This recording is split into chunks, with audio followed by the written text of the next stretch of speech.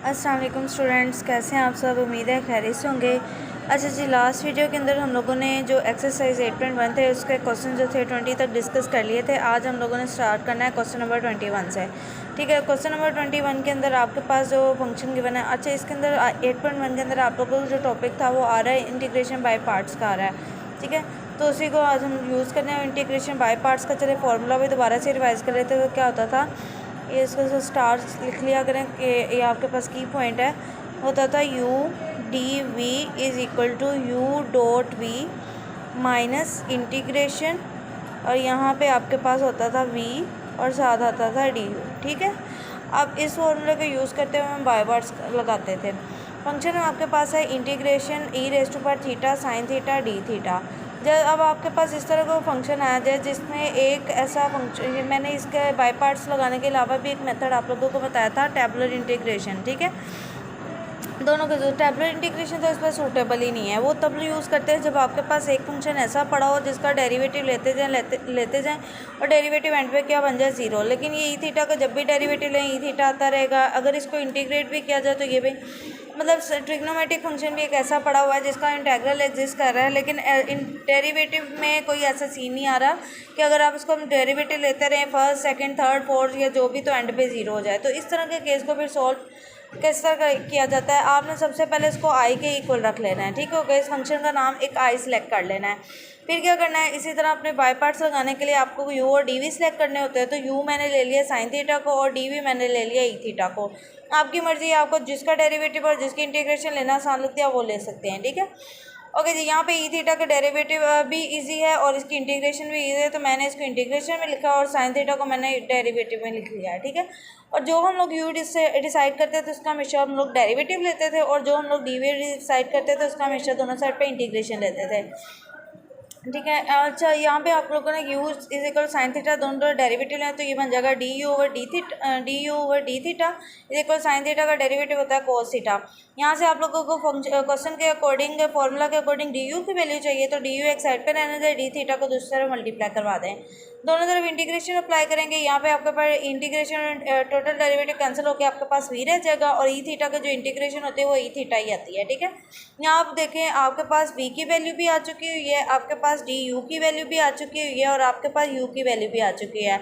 और क्वेश्चन की रिक्वायरमेंट भी यही थी, आपके पास यू वी और डी यू की वैल्यू होनी चाहिए, तभी आप बाय पार्ट्स का फॉर्मूला यूज़ करेंगे। तो बात करते हैं वाई इज इक्वल, यहाँ से हम लोगों ने क्या करना है, फंक्शन के अंदर वैल्यूज पुट करनी है। तो फंक्शन को हम लोगों ने आई रखा हुआ है, इसलिए मैंने पूरा फैक्टर लिखने की बजाय आई लिख दिया है। इज इक्वल टू फिर यू और वी की क्या करवानी होती है, प्रोडक्ट करवानी होती है। यू का आंसर हमारे पास साइन थीटा और वी की वैल्यू ई थीटा, तो साइन थीटा ई थीटा आ जाएगा, माइनस का साइन इंटीग्रेशन लिखी हुई है।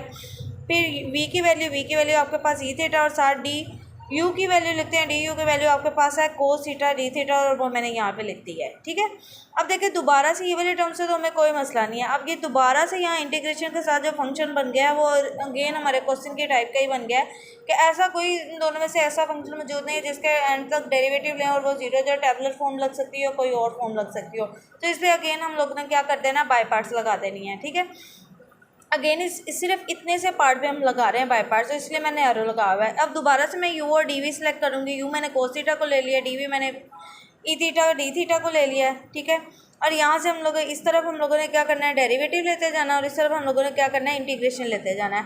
तो डेरिवेटिव लें दोनों साइड पे, तो क्या हो जाएगा, ये minus sine theta, cos theta का derivative minus sine theta, u का थीटा के रिस्पेक्ट डेरिवेटिव बन जाएगा d u over d theta. यहाँ से डी यू की वैल्यू चाहिए तो वो इस साइड पे रहने देंगे, D theta minus sine theta से मल्टीप्लाई, जस्ट मैंने अरेंज करके लिखा और कुछ भी नहीं है।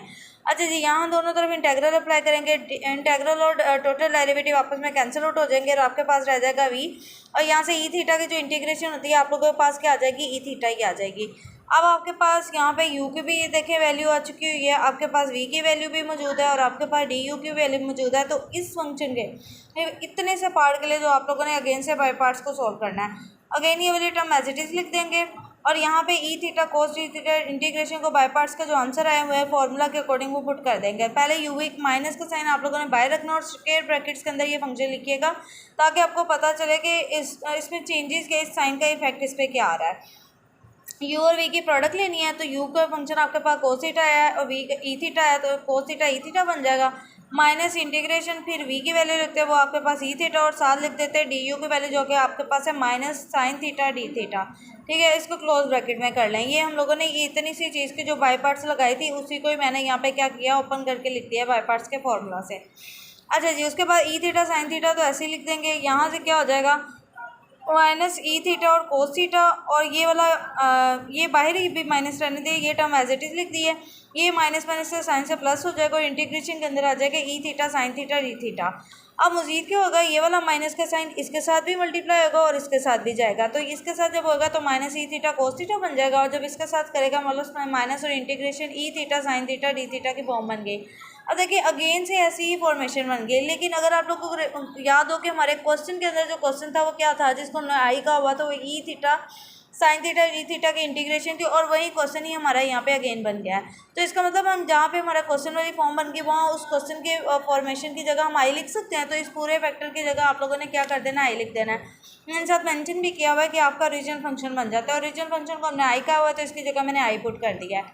ठीक है, एक आई इस साइड पे चल रहा है जो हमने क्वेश्चन के लिए हम लोग साइड पे इक्वल के साइड पे क्वेश्चन होता है ना, जिसकी जगह हम आई लिखते जा रहे हैं। अब ये वाला आई इस तरफ माइनस का दूसरी जगह प्लस आई हो जाएगा। आई में आई ऐड करेंगे तो आपके पास क्या आ जाएगा, टू आई आ जाएगा। टू दोनों साइड पे क्या हो जाएगा, इधर मल्टीप्लाई हो रहा है, इस तरफ आके क्या हो जाएगा, डिवाइड हो जाएगा ईच टर्म के नीचे। और यहाँ मैंने प्लस सी भी लिखा है बिकॉज जब आपके पास इंटीग्रेशन का साइन आ जाता है तो उसके बाद आप लोगों को इंटीग्रेशन का आंसर आ जाता है तो प्लस सी भी लिखना होता है जो कि इंटीग्रेशन कांस्टेंट होता है। ठीक है, ये होता है इनडेफिनिट इंटीग्रल के केस में। अब जब 2 पे डिवाइड करेंगे तो ये c/2 बन जाएगी। आप यहाँ तक भी रख लेंगे तो इनफ है, अदरवाइज आप इसको नया नाम c डैश का दे के एंड कर सकते हैं। ठीक है, क्वेश्चन नंबर 22 मैंने आप लोगों की प्रैक्टिस के लिए छोड़ा है बिकॉज क्वेश्चन नंबर 21 को स्टेप बाय स्टेप समझने के बाद अब आप लोगों ने क्या करना है, क्वेश्चन नंबर 22 को सॉल्व करना है बाय पार्ट से। और आप लोगों ने कमेंट सेक्शन में मुझे ज़रूर बताना है कि आप लोगों से क्वेश्चन सॉल्व हो गया या नहीं है। तो होपफुली कि आप लोगों की इस क्वेश्चन की अंडरस्टैंडिंग के बहुत हो जाएगा। बात करते हैं क्वेश्चन नंबर 23 के। क्वेश्चन नंबर 23 के अंदर मेरे बेटा आप लोगों के पास फंक्शन गिवन है e⁻²x cos 3x dx given है।